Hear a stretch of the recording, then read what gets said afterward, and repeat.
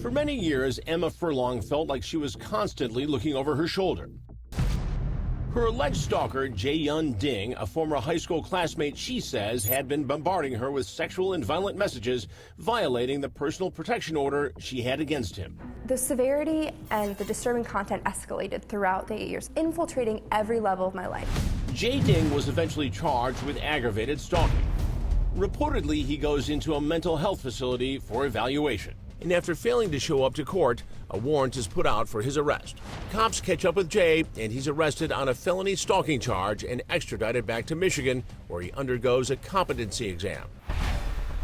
The report finds him not criminally responsible.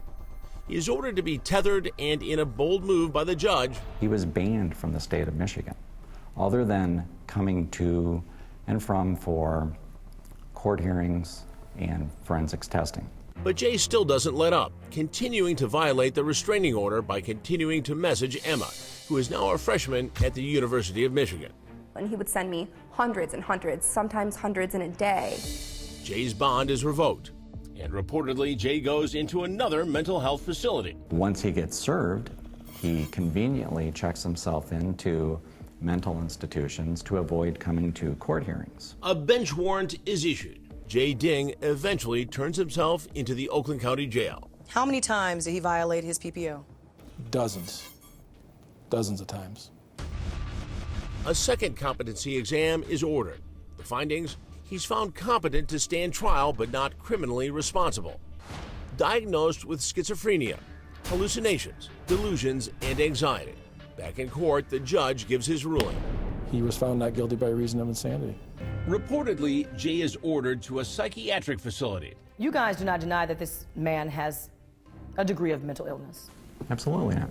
Yeah. He has schizophrenia, and that is a mental illness that many Americans have and are fully functioning. And on the other hand, too, a lot of people do who have schizophrenia, who have committed felonies, have been found guilty and have gone to prison.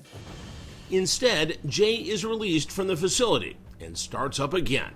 I'm sorry, I've been torturing you with all these messages, but I think if we were just to talk and get to know what is going on, we can not meet ever, but just understand each other. I don't even deserve your time right now. Emma sinks into a deep depression. I didn't actually know when he was released, but I definitely knew when I got about 30 messages from him in one day. To know that this was happening again was completely heartbreaking, and I think that was the first time that it really hit me that this wasn't ever going to stop.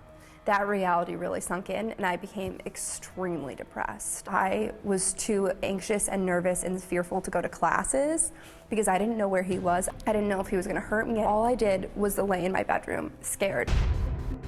During this time, Jay posts this "What is Consent" poster to his Facebook page. He's a genius. He's hoodwinked basically everybody. You guys believe he has done a good job in faking people out. Masterful. We've seen him show up, haven't we, to some of the court hearings where he thinks he's going to have to appear mentally ill, really putting on just a whole show. In an interview with our affiliate WXYZ, psychiatrist Dr. Howard Belkin says it's possible to avoid jail by faking the symptoms of being insane. It is possible that someone who has an expert opinion and expert knowledge of a mental disorder could use that knowledge and confuse or even deceive someone who's an expert. Jae Ding is sent to face felony stalking charges in a Washtenaw County court. There, yet again, he is evaluated and deemed competent to stand trial, but found not guilty by reason of insanity. He's ordered back to a psychiatric facility. Emma says he's not tried to contact her since that day. And just recently, Ding voluntarily recommitted himself for another year. That's where he still is today. Crime Watch Daily reached out to the Washtenaw County Prosecutor's Office. They declined to comment. The Bloomfield Hills School District also declined to comment for the story, citing privacy laws. But Ding's former attorney, Manvinder Talwar, did comment, stating he's suffering from a mental condition. That should be taken into consideration. The plea that was entered in our case was that he was to be placed in a mental health facility, not designed to penalize him, designed to get him needed treatment and not jeopardize his future. I'm not vengeful or angry. I'm scared this behavior is continuing. So what we're seeking is a guilty but insane verdict where he gets a felony charge and he has some accountability for his actions, but at the same time I'm protected and he gets the help he needs. Emma's parents say it's been a long 8 years, and they're in awe of their daughter's resilience and courage to speak out. You look at your daughter and you think about what she's been through. We're incredibly proud of her. She is a remarkable woman. And sadly, Dad, as you said, you feel like it's not over. I'm frustrated beyond belief. I'll continue to worry. This is going to start over again at some point. My biggest fear is that it won't just be over the internet anymore. What if he thinks he can get away with harming me in some way, raping me? I wouldn't put these things past him. He talks about doing these things in his emails to me. What is stopping him from taking the next step? Are you afraid for Emma's safety? And I'll just go as far to say potentially her life. I don't know what this young man's capable of. To him, you'd say what?